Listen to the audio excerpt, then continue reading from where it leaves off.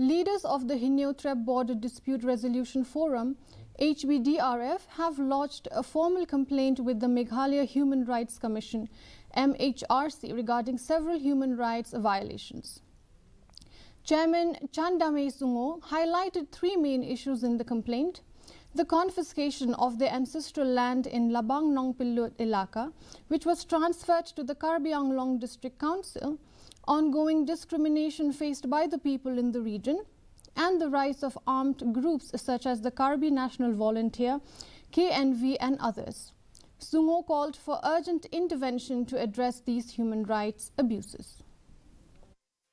Nila lei ganiga jing ujor jongi saga Meghalaya Human Rights Commission alor ga human right violation but haganiga representation jongi nila mention hangne ya ki lai tli gimat ki ba yedei bat kata ga human rights ke jongi ka bening kong gadei haga jing yedei bat ka jing kni no ya ki jaka ki puta ke jongi ki badei ki